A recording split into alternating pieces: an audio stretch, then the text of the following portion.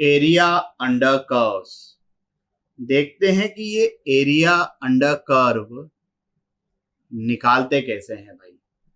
जैसे मान लो ये y equal to F x का फोटो है, हमें ये एरिया फाइंड करना है। अब इसमें लेट्स से मैंने ये ट्रेपेजियम बना दिया A B C D. A के कोऑर्डिनेट्स x, 0, बी के coordinates x plus delta x, 0, और क्योंकि पॉइंट C और D y equal to F X पे लाई करते हैं, उनके कोऑर्डिनेट्स हो जाएंगे C का हो जाएगा x plus delta x, F of x plus delta x, और D के कोऑर्डिनेट्स हो जाएंगे x, एफ एक्स। अब ये जो ट्रेपेजियम है उसका एरिया क्या होगा? एरिया ऑफ ट्रेपेजियम क्या होता है? Sum of parallel sides divided by 2 into distance between the parallel sides. Parallel sides कौन कौन सी है? AD और BC। तो AD की लेंथ हो गई एफ एक्स, BC की लेंथ हो गई F of x plus delta x divided by 2, और इनके बीच में डिस्टेंस क्या है? AB के बराबर, विच इज डेल्टा x। ये जो ट्रेपेजियम है इसके एरिया को हमने डिनोट कर दिया डेल्टा A से। यहां से ये डेल्टा x LHS में आ गया।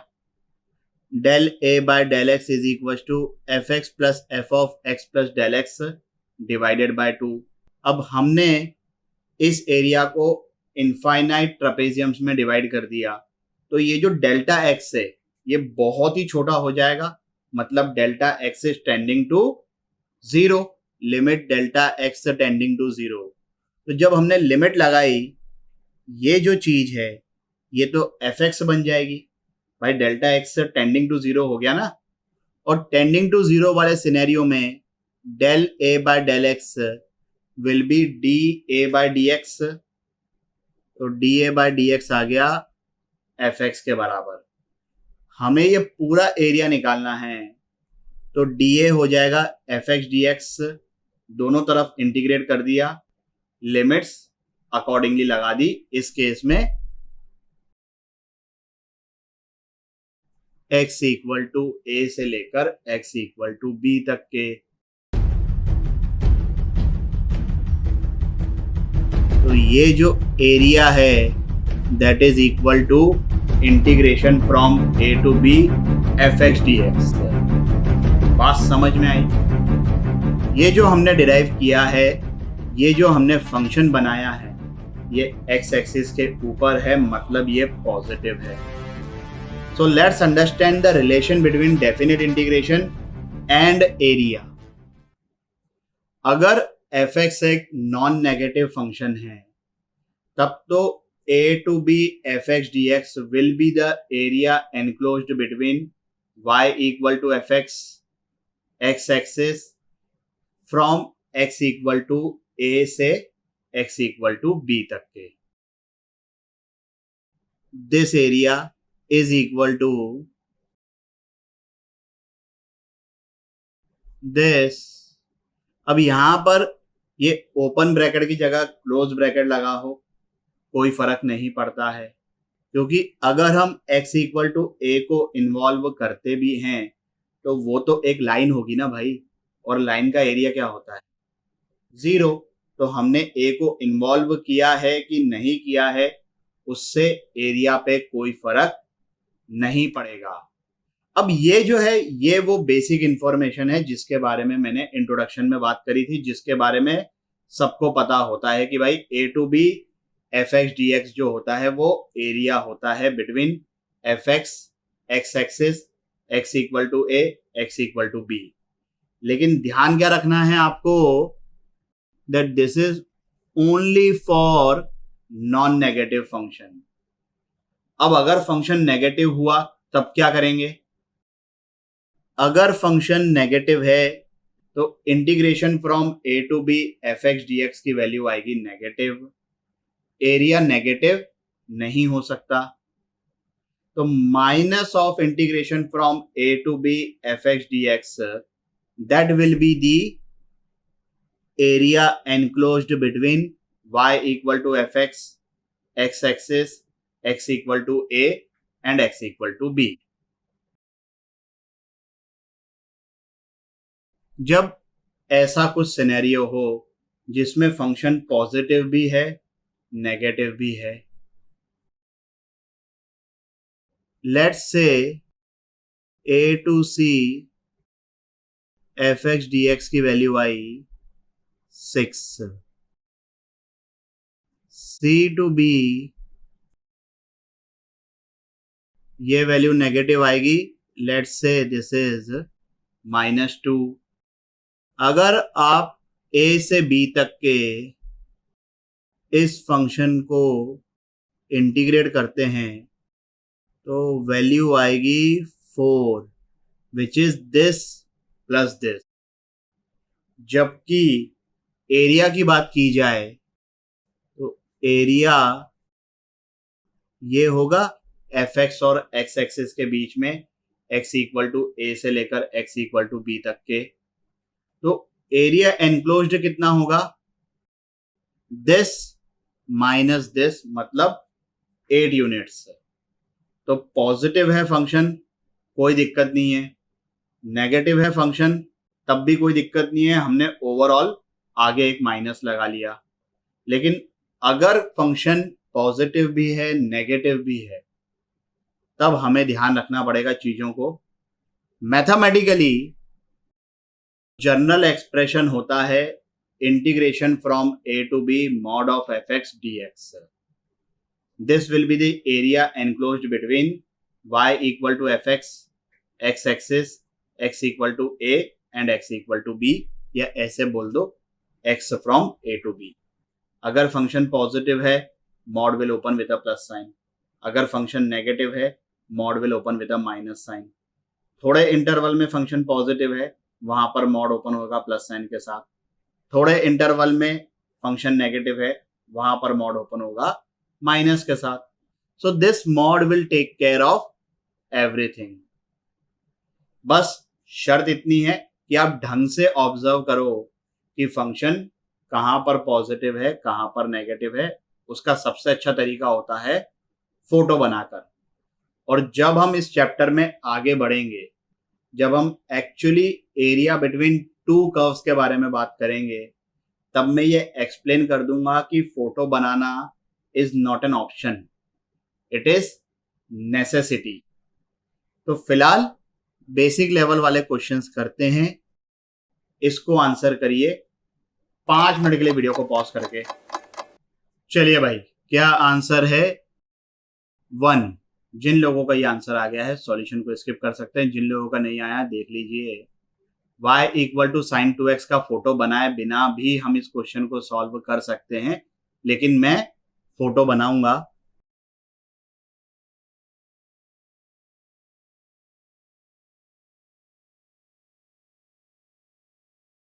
तो π/4 से π/2 तक के साइन 2x पॉजिटिव है, π/2 से लेकर 3π/4 तक के साइन 2x नेगेटिव है।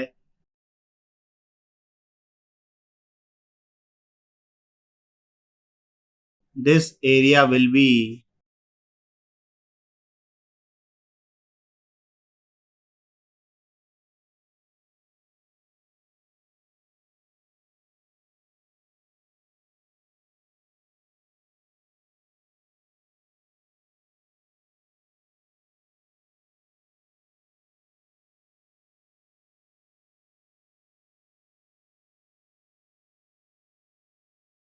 तो ये आ गया अपना आंसर। अगर बिना ये ऑब्जर्व किए कि कहाँ पर फंक्शन पॉजिटिव है कहाँ पर फंक्शन नेगेटिव है, डायरेक्टली इंटीग्रेट कर देते तो π/4 से 3π/4 तक के साइन 2x का इंटीग्रेशन आता 0 और नंबर आते -1। आगे बढ़ते हैं।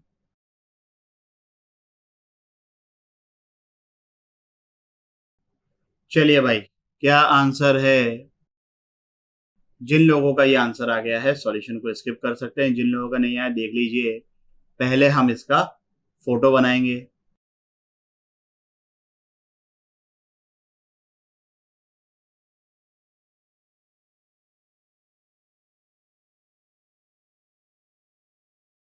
तो भाई -1 से 0 में ये फंक्शन पॉजिटिव, 0 से 1 में ये फंक्शन नेगेटिव, 1 से 2 में ये फंक्शन पॉजिटिव.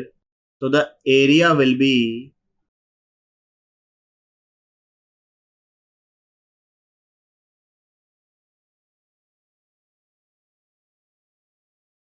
अब इसके आगे इंटीग्रेट करना आई एम श्योर आप लोग इजीली कर लोगे. काम की बात क्या है, ऑब्जर्व करना कि कहाँ पर फंक्शन पॉजिटिव है, कहाँ पर फंक्शन नेगेटिव है, और उसका सबसे अच्छा तरीका क्या है भाई, फोटो बनाना. अब ये जो हमने बात करी है, this is area between y equal to F x and x axis. Similarly the area between x equal to g of y and y axis is integration from c to d mod of gy dy. This will give you the area between the curve x equal to gy, y axis and y equal to c and y equal to d. ये इस तरीके से ये जो photo बना हुआ है ना, ये वाला एरिया मिलेगा अपने को. इस क्वेश्चन को सॉल्व करिए 5 मिनट के लिए वीडियो को पॉज करके. चलिए भाई, क्या आंसर है? जिन लोगों का ये आंसर आ गया है सॉल्यूशन को स्किप कर सकते हैं. y equal to x square दिया हुआ है, हमें क्या चाहिए, x in terms of y. तो यहां से x आ जाएगा प्लस माइनस रूट y. हमसे जो पूछा गया है वो फर्स्ट क्वाड्रेंट में पूछा गया है. तो ये तो है y equal to x square का photo. y equal to 1, y equal to 2.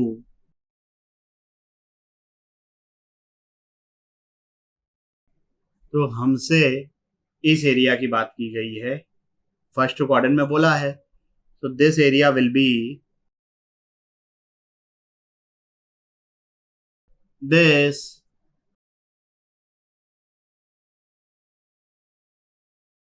Limits लगाएंगे तो ये आंसर आ गया. बात समझ में आई? आज तक के अगर आपको इससे डर लगता था तो आज हम इसको निस्तो नाबूद कर देंगे.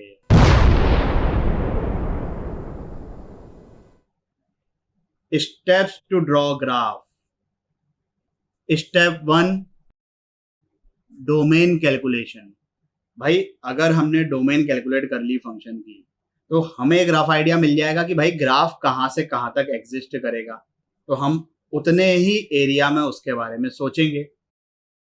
Step 2, convenient points. जैसे x इक्वल टू 0 पर y की क्या वैल्यू है, y किस पॉइंट पर 0 हो रहा है, मतलब x की किस वैल्यू पर y की वैल्यू 0 है, x टेंडिंग टू इन्फिनिटी पर y कहाँ पर टेंड कर रहा है, x tending to minus infinity पर y कहाँ पर टेंड कर रहा है.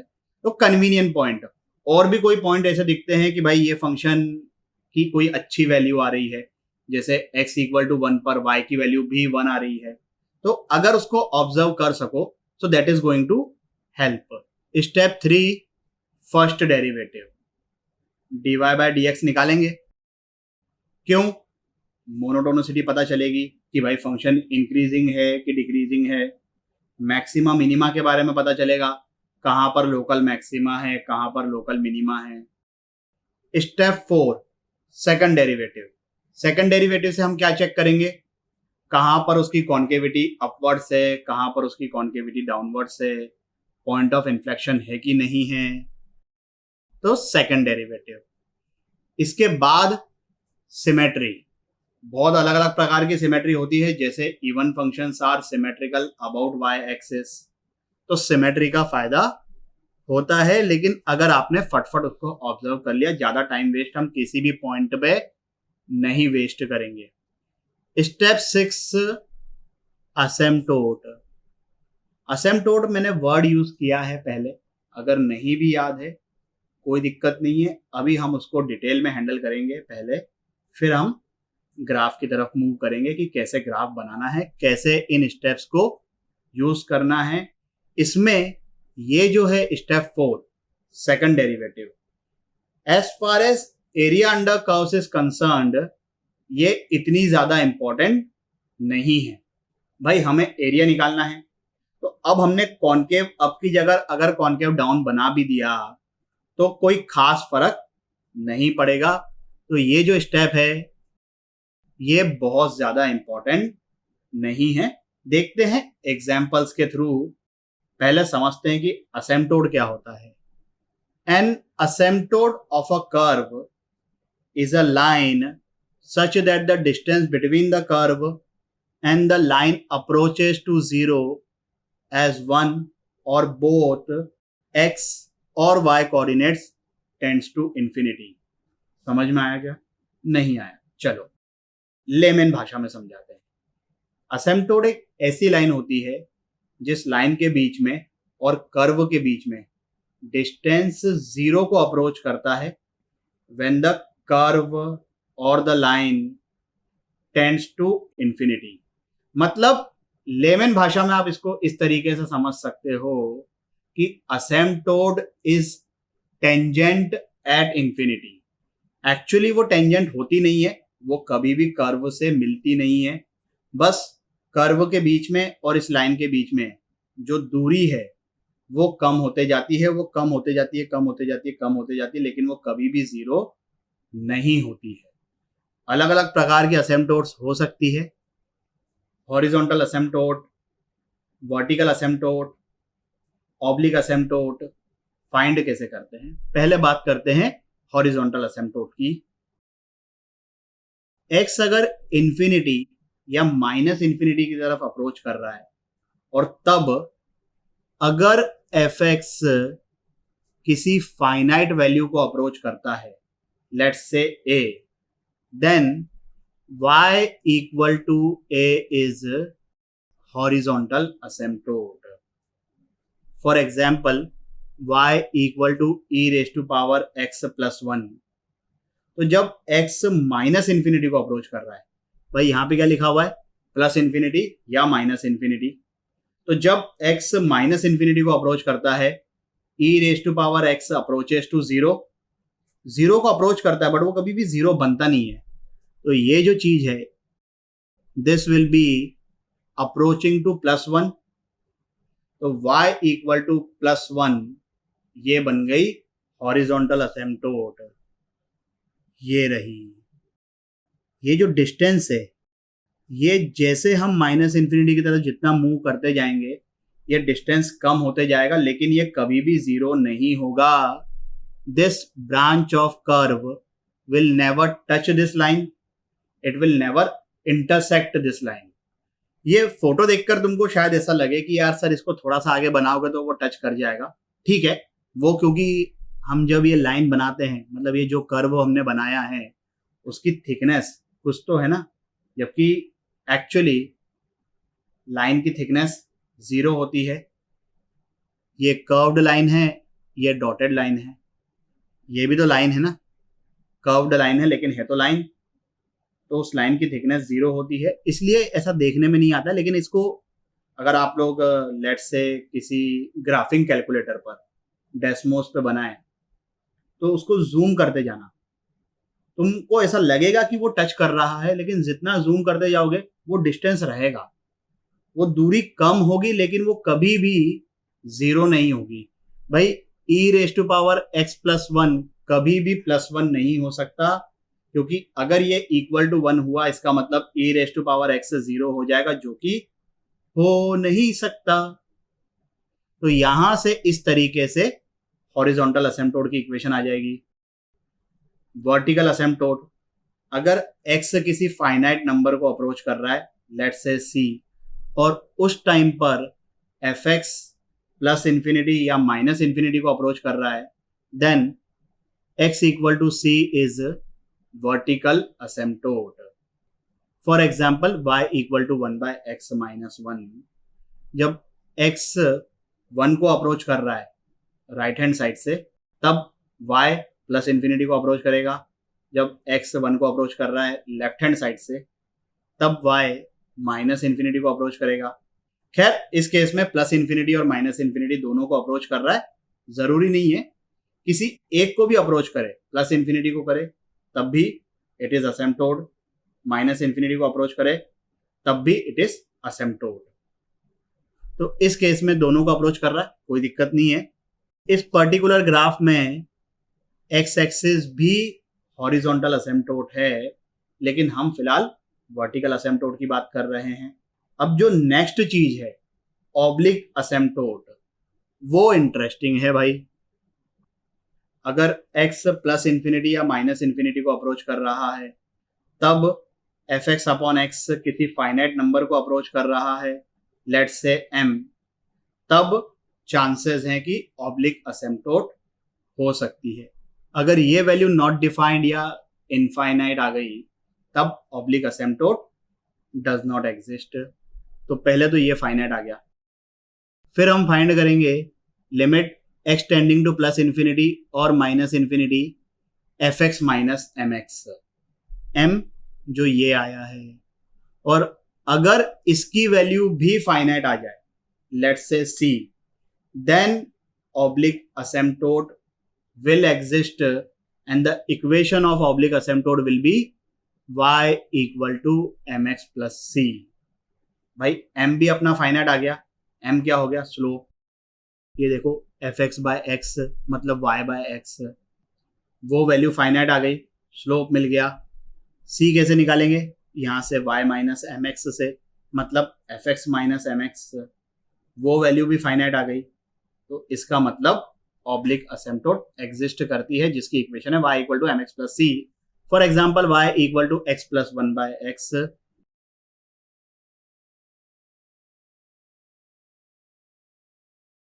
एफ एक्स अपॉन एक्स क्या हो गया ये।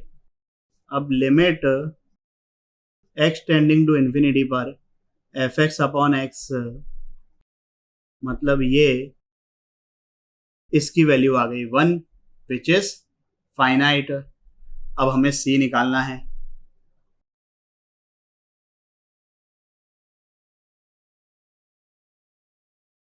एफ एक्स तो ये हो गया, m ये आ गया, m into x that will become x।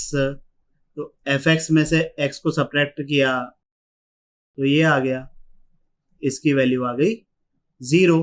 0 is a finite number. तो इस केस में जो ऑब्लिक असिम्प्टोट है उसकी इक्वेशन आ जाएगी y इक्वल टू x। ये है ऑब्लिक असिम्प्टोट। बात समझ में आई क्या? समझ में आ गई है तो इस सिंपल से क्वेश्चन को आंसर करिए 5 मिनट के लिए वीडियो को पॉज करके। चलिए भाई, कितनी असिम्प्टोट्स है? 2। एक तो वर्टिकल असिम्प्टोट जो कि बहुत ही इजी है ऑब्जर्व करना, और एक oblique asymptote y equal to 3x plus 3। चलिए भाई, वर्टिकल असिम्प्टोट को आइडेंटिफाई करना बहुत ही आसान। x टेंडिंग टू 1 पर this expression is tending to plus infinity और माइनस इन्फिनिटी, तो x इक्वल टू 1 आ गई वर्टिकल असिम्प्टोट। ऑब्लिक की बात करें, एफ एक्स अपॉन एक्स,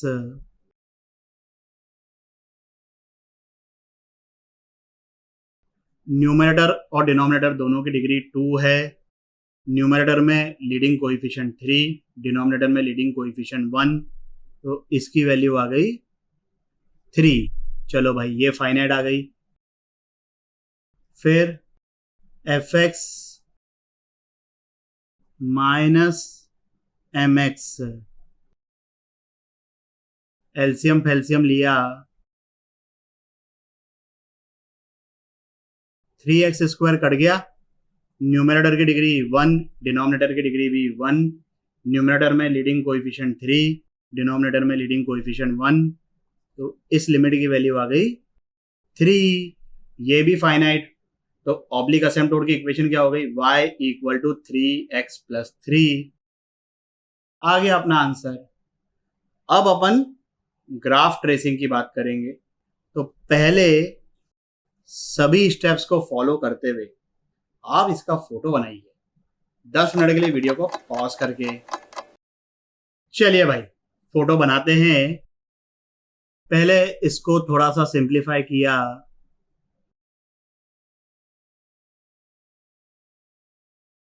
इस फंक्शन की domain all real numbers. Convenient point की बात करें,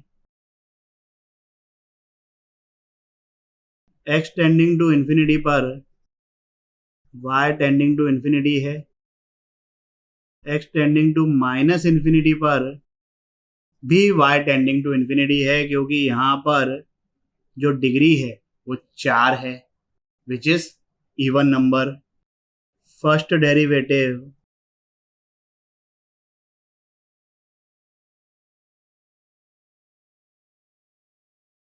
इज दिस। अब वेवी कर्व से हम देख लेंगे कि कहां पर फंक्शन इंक्रीजिंग है, कहां पर फंक्शन डिक्रीजिंग है।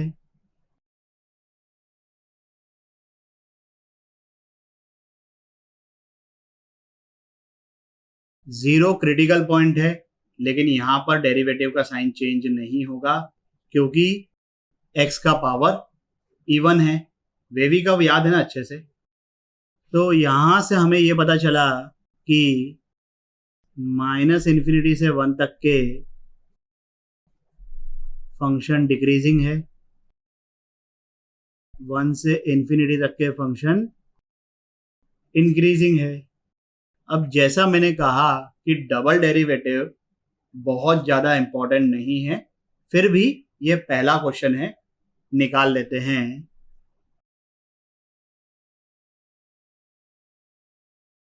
अब वेवी कर्व से हमको ये भी पता चल जाएगा कि कहां पर फंक्शन कॉनकेव अप है, कहां पर फंक्शन कॉनकेव डाउन है।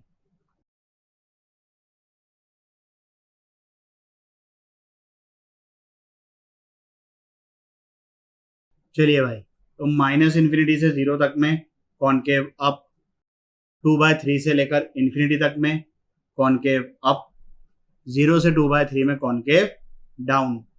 0 पर और 2/3 पर कॉन्केविटी चेंज हो रही है, मतलब they are point of inflection. Symmetry है नहीं, असेम्प्टोट है नहीं, तो सभी पॉइंट्स कवर हो गए। अब बनाते हैं अपन फोटो।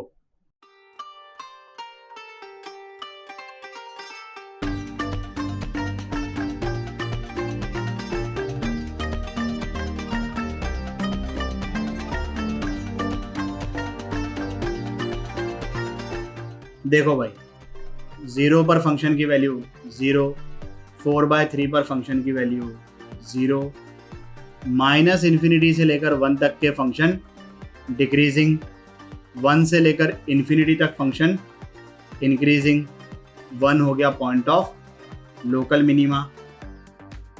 माइनस इन्फिनिटी से 0 तक के कॉनकेव अप, 0 से लेकर 2/3 तक के कॉनकेव डाउन, फिर 2/3 से लेकर इन्फिनिटी तक के कॉनकेव अप। सब चीजें समझ में आ गई। आगे बढ़ते हैं। इसका फोटो बनाइए 10 मिनट के लिए वीडियो को पॉज करके। चलिए भाई,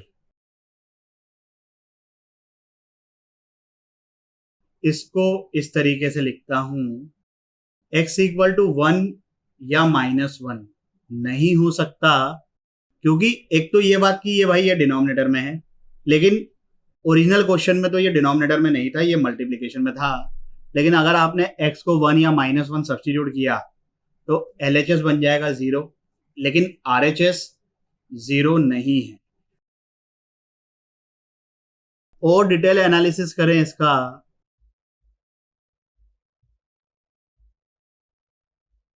अब क्योंकि y स्क्वायर है, this expression should be non negative. Wavy curve जिंदाबाद। तो हमें सिर्फ ये वाला एरिया चाहिए और ये वाला एरिया चाहिए, because y square can not be negative. Convenient point की बात करें तो x इक्वल टू 1/2 पर y की वैल्यू 0 आ रही है। अब मैं डेरिवेटिव वाली स्टेप बाद में करूंगा, पहले सिमेट्री की बात करते हैं। y स्क्वायर है, इसका मतलब जो भी फोटो बनेगा that will B symmetric about x axis. अगर मैं यहां पर रूट लेता हूं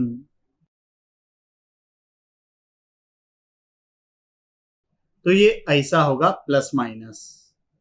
अब अपन एक काम करते हैं भाई, हमने ये ऑब्जर्व कर लिया कि जो फोटो होगा वो एक्स एक्सिस के अबाउट सिमेट्रिक होगा, तो हम सिर्फ एक्स एक्सिस से ऊपर वाला पार्ट बनाएंगे और बाद में उसकी इमेज ले लेंगे।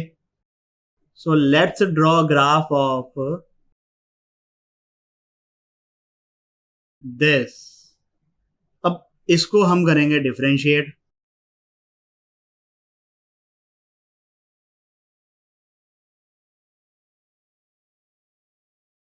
अब जो अपने x की पॉसिबल वैल्यूज है -1 से 1/2 यूनियन 1 से इंफिनिटी, उस इंटरवल में ये जो एक्सप्रेशन है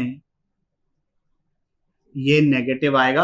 आप लोग चेक कर लो, इसका मतलब है कि फंक्शन डिक्रीजिंग है। फंक्शन कौन सा? ये वाला। भाई ये फंक्शन नहीं है लेकिन ये तो फंक्शन है ना। और अभी हम इसकी बात कर रहे हैं, फोटो बनाने के लिए हम पूरा मिरर इमेज ले लेंगे एक्स एक्सिस के अबाउट। तो ये जो फंक्शन है वो डिक्रीजिंग है। असेम्पटोड की बात करें, x इक्वल टू +1 पर और -1 पर वर्टिकल असेम्पटोड होगी, x इक्वल टू 1/2 पर वैल्यू 0 है।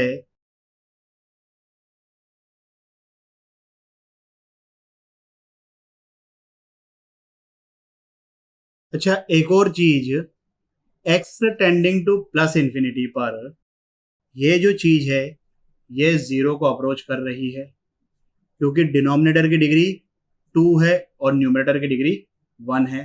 तो x टेंडिंग टू इंफिनिटी पर दिस इज टेंडिंग टू 0।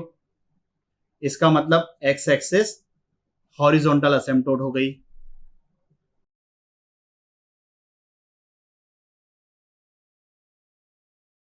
ये तो हमने बनाया फोटो इसका, और जो हमारा ओरिजिनल एक्सप्रेशन है उसमें हमें इसका रिफ्लेक्शन लेना है एक्स एक्सिस के अबाउट। ये हॉरिजॉन्टल असेम्पटोड, ये दोनों वर्टिकल असेम्पटोड। बात समझ में आई? आज इस वीडियो में हम कवर करेंगे एरिया बिटवीन कर्व्स। किस तरीके से इसको डिफाइन करते हैं, integration from a to b mod of fx minus gx dx। अगर fx gx से बड़ा है दिस mod will open with plus sign, अगर gx fx से बड़ा है दिस mod will open with a minus sign. और इसीलिए बहुत जरूरी है कि यहां पर आप fx का और gx का फोटो बनाएं, ताकि पता चले कि भाई कहां पर वो इंटरसेक्ट कर रहे हैं, किस रीजन में कौन बड़ा है, fx बड़ा है कि gx बड़ा है। जैसे ये जो फोटो है अपने सामने, कुछ इंटरवल में fx gx से बड़ा है, कुछ इंटरवल में gx fx से बड़ा है। So this area will B a to alpha fx minus gx। फिर अल्फा से बीटा में gx fx से बड़ा है, और फिर बीटा से b में fx माइनस gx। तो जब तक y इक्वल टू fx का, y इक्वल टू gx का फोटो नहीं बनाओगे, ये क्लैरिटी नहीं आएगी कि fx gx से बड़ा है कि gx fx से बड़ा है। That is the reason I have said in the introduction of this chapter कि एरिया बिटवीन कर्व्स में ग्राफ बनाना चॉइस नहीं होगी, इट इज नेसेसरी। चलिए फिर, अब इसमें कुछ अलग अलग टाइप के क्वेश्चंस आपको देखने को मिलेंगे। मैंने बस खाली उनको इस तरीके से कैटेगराइज कर दिया है। पहली कैटेगरी जिसमें क्वेश्चन में ही लिमिट्स मेंशन की गई होगी, जैसे इस एक एग्जाम्पल में x इक्वल टू ए से लेकर x इक्वल टू बी तक के। तो टाइप 1 में लिमिट्स मेंशन होगी। इस क्वेश्चन को सॉल्व करिए 5 मिनट के लिए वीडियो को पॉज करके। चलिए भाई, क्या आंसर आ रहा है 34/3। जिन लोगों का ये आंसर आ गया है सॉल्यूशन स्किप कर दीजिए, जिन लोगों का नहीं आया देख लीजिए भाई। y equal to x square का फोटो बनाएंगे, y equal to 2x minus x square का फोटो बनाएंगे।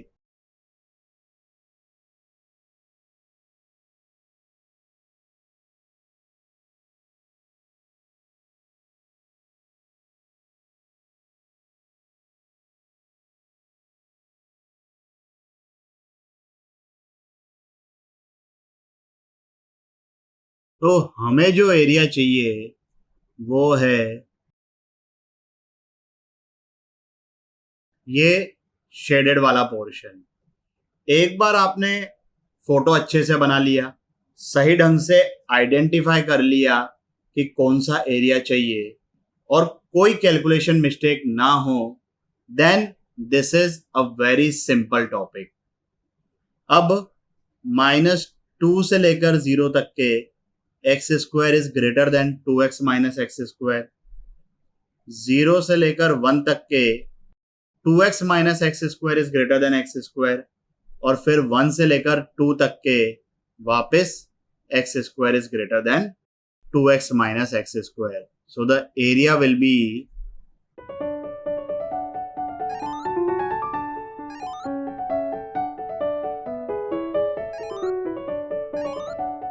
बड़े फंक्शन में से छोटे फंक्शन को सब्ट्रैक्ट करना है।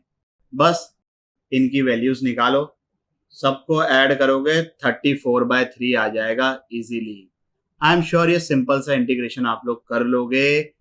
हम बढ़ते हैं आगे। इस क्वेश्चन को सॉल्व करिए 5 मिनट के लिए वीडियो को पॉज करके। चलिए भाई, सही जवाब है ऑप्शन नंबर 1। ये तो सिंपल है। ये मॉड्यूलस की बात करें सेकंड वाले फंक्शन की, तो 0 से π/4 तक के cosine is greater than sine, तो मॉड ओपन होगा प्लस साइन के साथ, और π/4 से लेकर π/2 तक के साइन कोसाइन से बड़ा है, तो मॉड ओपन होगा विद अ माइनस साइन, और ये ऐसा हो जाएगा। अब हम इसको प्लॉट करते हैं, फिर इसको भी प्लॉट करेंगे। तो पहले हम बनाएंगे y equal to sine x plus cos x का फोटो 0 से π/2 में। 0 पर इस फंक्शन की वैल्यू 1 है, क्योंकि cos 0 1 होता है, sin 0 0 होता है। π/2 पर भी इस फंक्शन की वैल्यू 1 है। डिफरेंशिएट करें तो 0 से π/4 में दिस फंक्शन इज इंक्रीजिंग, π/4 से π/2 में दिस फंक्शन इज डिक्रीजिंग। इसका मतलब x इक्वल टू π/4 हो गया लोकल मैक्सिमा।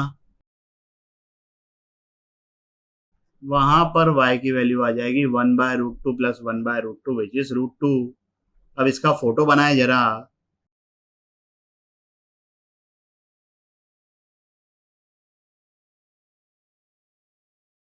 और इसी तरीके से 0 से π/4 में हम cos x minus sine x का फोटो बनाएंगे, π/4 से π/2 में हम minus cos x plus sine x का फोटो बनाएंगे। तो वो होगा इस तरीके से। तो 0 से π/4 में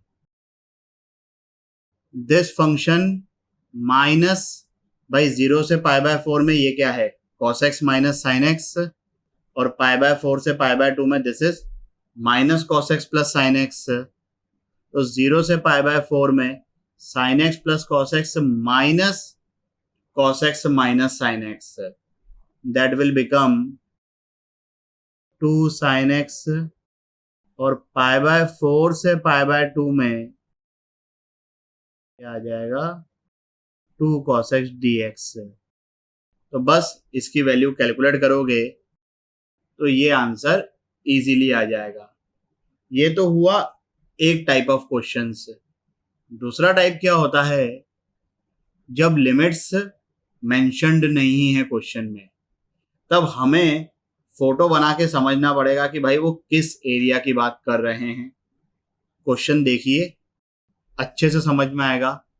सॉल्व करो इसको 5 मिनट के लिए वीडियो को पॉज करके।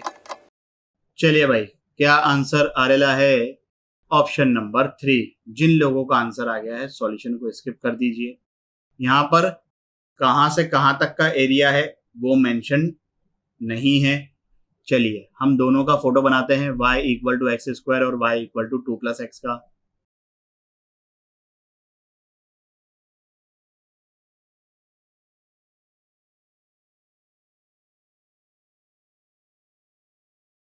ये दोनों पॉइंट ऑफ इंटरसेक्शन हमको निकालने हैं। तो y equal to x plus 2 है, y equal to x square है, दोनों को इक्वेट कर दिया।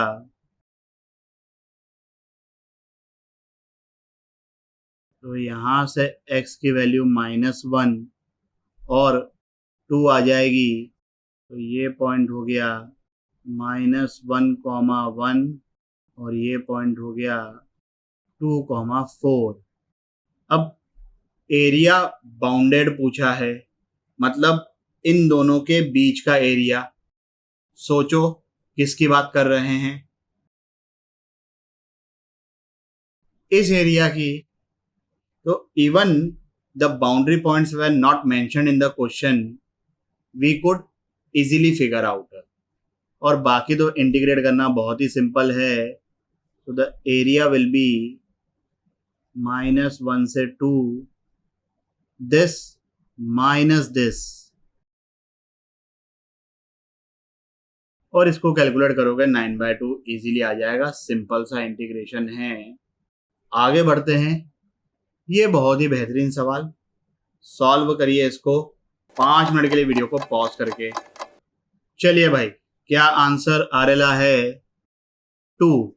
जिन लोगों का ये आंसर आ गया है सॉल्यूशन को स्किप कर दीजिए, जिन लोगों का नहीं आया देख लीजिए। 3 कर्व्स हैं, देखकर हो सकता है डर लगा होगा, लेकिन बड़े ही सिमेट्रिक कर्व्स हैं। पहले प्लॉट करते हैं, फिर समझते हैं कि किस एरिया की बात कर रहे हैं, और फिर उसको हम इजीली इंटीग्रेट कर देंगे। पहला वाला कर्व है अपने पास, पैराबोला होगा, mouth opening downwards. x equal to 1 पर और -1 पर y की वैल्यू 0 है, और x इक्वल टू 0 पर y की वैल्यू 1/2 है। तो इसका फोटो ऐसा हो जाएगा। अब मैं इसको अलग से प्लॉट करता हूं, और फिर बाद में सबको एक साथ प्लॉट कर देंगे ताकि कोई कंफ्यूजन नहीं हो। ये क्या है, y² is equal to -4x + 4। तो मैंने -4 बाहर निकाल लिया। x इक्वल टू 1 पर y की वैल्यू 0 होगी, और y² है, so this curve is symmetric about x axis. I am sure आप लोगों को पता भी होगा कि ये पैराबोला है। x को 0 रखा तो y² इक्वल टू 4 हो जाएगा, मतलब y की वैल्यू ±2।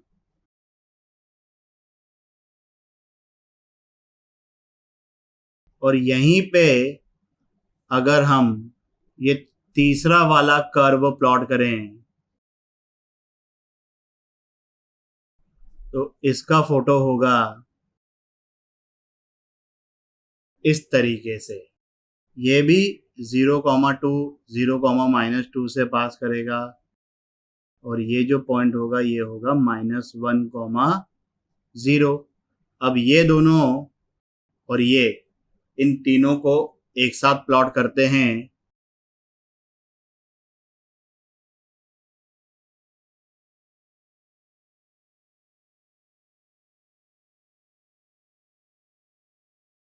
तो हमें जो एरिया चाहिए वो इन तीनों के बीच में चाहिए, अपर हाफ में, अपर हाफ प्लेन, मतलब ये वाला एरिया। अब बाय सिमेट्री हम ये बोल सकते हैं कि जितना एरिया ये है, मतलब यहां से लेकर वाई एक्सिस तक के, उतना ही एरिया वाई एक्सिस से लेकर यहां तक है।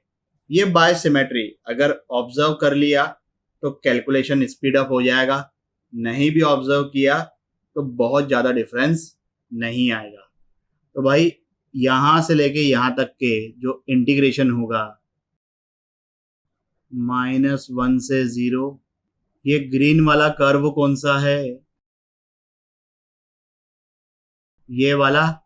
जब हम रूट लेंगे तो प्लस माइनस आएगा, लेकिन हमें चाहिए अपर हाफ, तो दैट विल बी प्लस। तो इसका रूट हो गया 2√x+1 माइनस ये जो ब्लू वाला कर्व है वो कौन सा है? ये। तो इसको माइनस किया, माइनस माइनस हो गया प्लस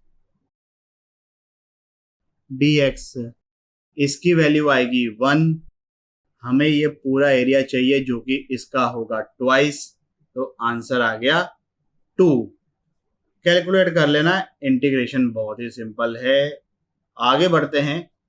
थर्ड टाइप, जब कुछ भी मेंशन नहीं है क्वेश्चन में लेकिन इनइक्वालिटी के साइंस हैं, जैसे ये क्वेश्चन।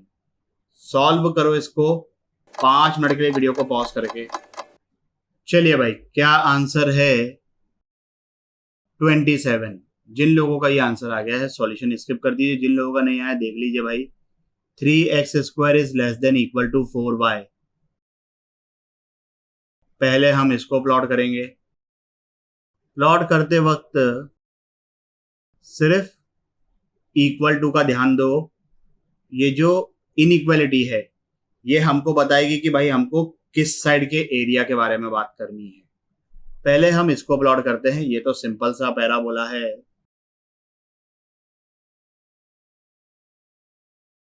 तो ये आ गया भाई इसका फोटो। अब यहां पर कोई सा भी पॉइंट अगर आप लोगे, लेट्स से 0,1, तो क्या 0,1 इस इनइक्वालिटी को सेटिस्फाई कर रहा है? बिल्कुल कर रहा है। 0 इज लेस देन 4। तो ये जो इनइक्वालिटी है वो हमें बता रही है कि हमें ये वाला रीजन चाहिए, इस पैराबोला के अंदर वाला। भाई हम एक पॉइंट लेकर ऑब्जर्व कर लेंगे कि जो एरिया है वो अंदर वाले एरिया की बात हो रही है कि बाहर वाले की। यहाँ पर अंदर वाले एरिया की बात हो रही है।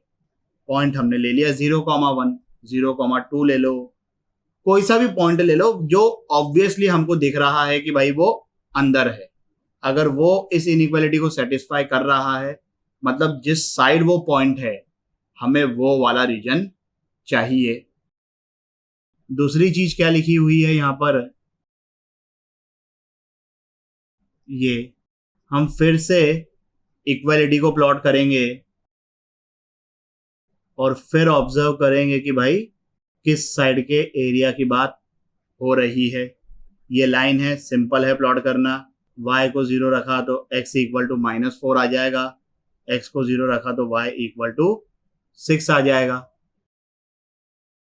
अभी ये 0,1 मैंने लिया था, बट चलो इसको मैं 6 ही ले लेता हूँ, नहीं तो वो बहुत ऊपर हो जाएगा, है ना। भावनाओं को समझो। और ये आगे जाके ये दोनों इंटरसेक्ट तो करेंगे। ये पॉइंट ऑफ इंटरसेक्शन हम बाद में निकाल लेंगे, पहले देखते हैं कि कौन से एरिया की बात हो रही है। इसके लिए तो ये पैराबोला के अंदर वाली ये लाइन के बारे में बात करें तो भाई ये लाइन के लिए अपन एक काम करते हैं, ओरिजिन को एज अ रेफरेंस ले लेते हैं।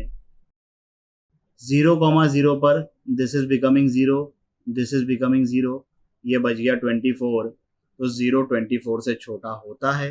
तो जिस साइड ओरिजिन है हमको उसी साइड के पॉइंट से चाहिए, मतलब इस लाइन के इस साइड और इस पैराबोला के अंदर। तो जो एरिया हमें चाहिए वो ये वाला रीजन हो जाएगा। बाकी पॉइंट ऑफ इंटरसेक्शन निकालना तो इजी है। 4y = 3x², यहाँ पटक देते हैं।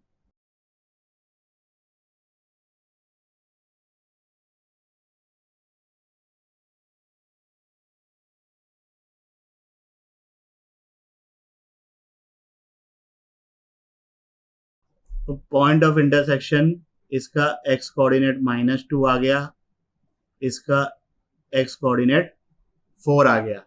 y कोऑर्डिनेट निकालने में हमारा कोई इंटरेस्ट नहीं है, क्योंकि जो हमको एरिया फाइंड करना है वो x के हिसाब से फाइंड हो जाएगा।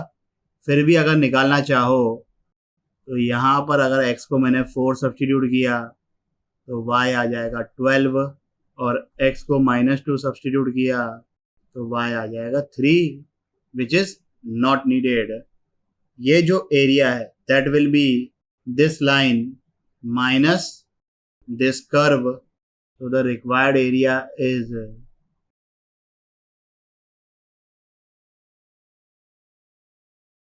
इंटीग्रेशन -2 से लेकर 4 तक के। सॉल्व करो, आंसर इजीली आ जाएगा 27। आज इस वीडियो में जो हम टॉपिक कवर करने वाले हैं वो बहुत ज़्यादा इम्पोर्टेंट है। इसलिए इम्पोर्टेंट है क्योंकि इस कॉन्सेप्ट पे आज तक के JEE में कोई क्वेश्चन नहीं आया है। किसी भी साल इस पर क्वेश्चन आ सकता है, और अगर आपकी किस्मत अच्छी है तो जिस साल आप एग्ज़ाम दे रहे हैं उसी साल इस पे क्वेश्चन आएगा। सिंपल सा कॉन्सेप्ट है, एक बार अच्छे से समझ लिया तो इस पे बेस्ड प्रॉब्लम शॉर्ट सॉल्व होना ही है। Area enclosed bye inverse function without finding inverse. Inverse function याद है ना, कब एग्जिस्ट करता है? जब फंक्शन 1/1 होता है। लेकिन अगर फंक्शन 1/1 है तब भी कोई गारंटी नहीं है कि हम अपने लेवल पर उसका इनवर्स फाइंड कर सकें मैथमेटिकल फंक्शन। हम ये ऑब्जर्व कर सकते हैं कि भाई ये फंक्शन 1/1 है तो इसका इनवर्स एग्जिस्ट करेगा, लेकिन उसका इनवर्स हम फाइंड कर पाए इस बात की कोई गारंटी नहीं है। अब यहाँ पर एक स्टेटमेंट मैं आपके सामने बोलने वाला हूँ। The area between y = f inverse x axis x = a and x = b is same as the area included between y = fx, y axis, y = a and y = b। 5 minute के लिए video को pause करो और ये visualise करो। चलिए भाई, जिन लोगों ने ऑब्जर्व कर लिया है बहुत ही अच्छी बात है, जिन लोगों ने नहीं किया है देख लीजिए भाई। y = fx, y = f inverse x, they are symmetric about the line y = x। ये एरिया इसके बराबर है। ये अगर f इनवर्स x है तो ये fx है, सिमेट्रिक है ना y = x के अबाउट। अब हमें क्वेश्चन में y = fx दिया जाएगा और हमसे पूछा जाएगा f इनवर्स x के एरिया के बारे में। अगर हम fx से f इनवर्स x निकाल पाए तब तो इस कॉन्सेप्ट में कोई दम नहीं है। द रियल गेम इज कि हम f इनवर्स x फाइंड नहीं कर सकते। तो हमसे पूछा जाएगा ये वाला एरिया, हम निकालेंगे ये वाला एरिया। कैसे? ये जो पूरा एरिया है उसमें एक तो ये रेक्टेंगल है और ये वाला एरिया है which is enclosed between this line and this curve. तो ये जो पूरा एरिया है this is area of the rectangle plus area of this curve. इस रेक्टेंगल का एरिया कितना हो जाएगा? b माइनस ए इंटू एफ इनवर्स ए, बेस इंटू हाइट, तो वो तो ये हो गया। ये वाला एरिया कैसे निकालेंगे? ऊपर वाला फंक्शन माइनस नीचे वाला फंक्शन। इस केस में जो ऊपर वाला फंक्शन है that is y equal to B, constant है लेकिन फंक्शन तो है। तो ऊपर वाला फंक्शन मतलब b माइनस नीचे वाला फंक्शन, और ये नीचे वाला फंक्शन कौन सा है? fx। तो b माइनस एफ एक्स का इंटीग्रेशन कहां से कहां तक के? f इनवर्स a से लेकर f इनवर्स b तक के।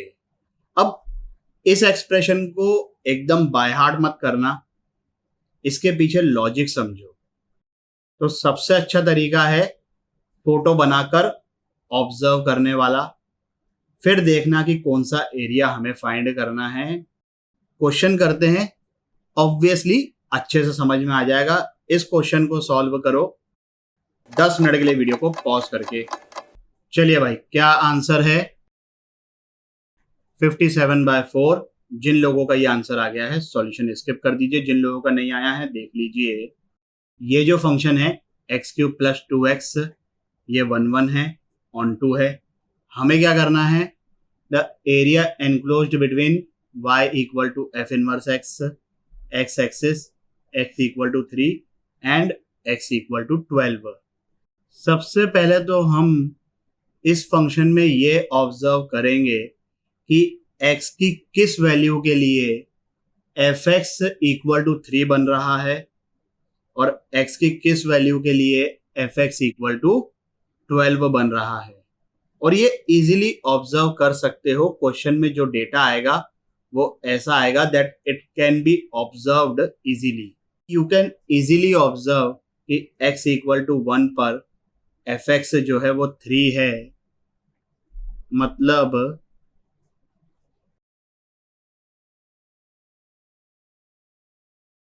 तो ये चीज आ गई। उसी तरीके से f inverse 12 is equal to 2। हम पहले बनाएंगे fx का फोटो। इसका फोटो बनाना बहुत ही आसान।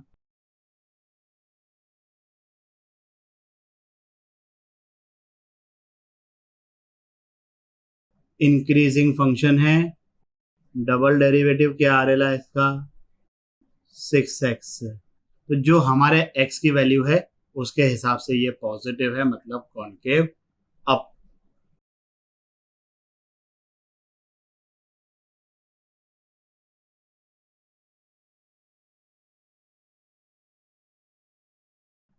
तो हमें ये वाला एरिया चाहिए जिसमें ये रेक्टेंगल है। इस रेक्टेंगल का एरिया क्या होगा?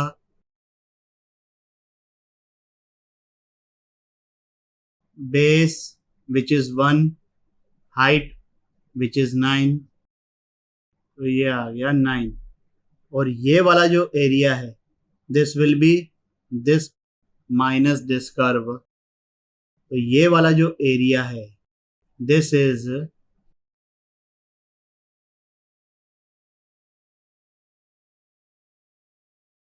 इंटीग्रेट किया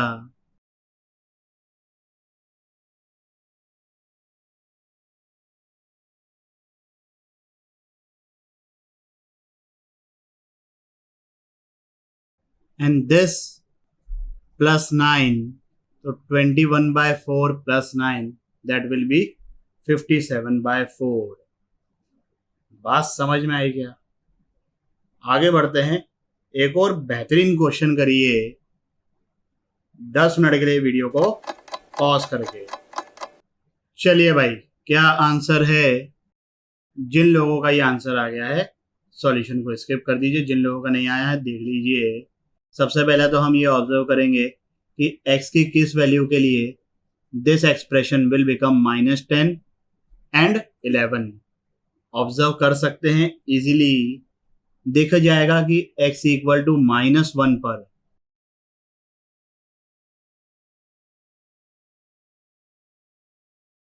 similarly f of 2 will become 11। अब इस fx का फोटो हम प्लॉट करते हैं।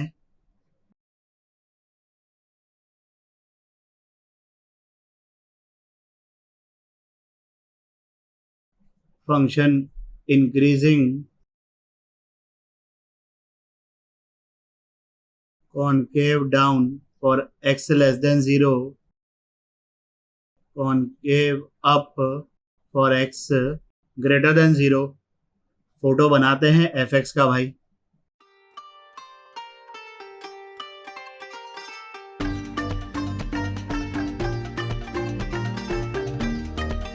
हमें जो एरिया चाहिए वो है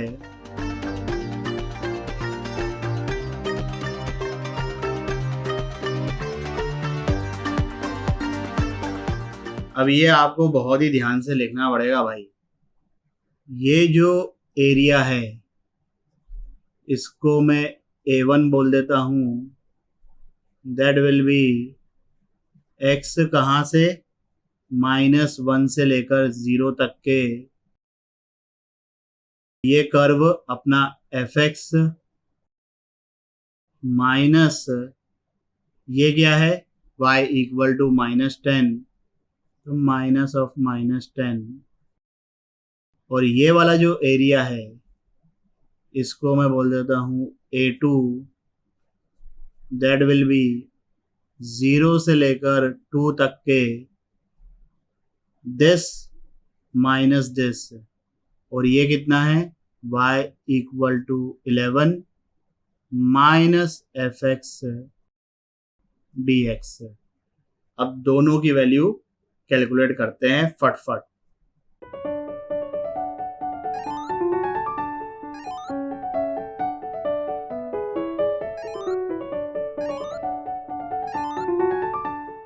तो ये एरिया आ गया 11/4।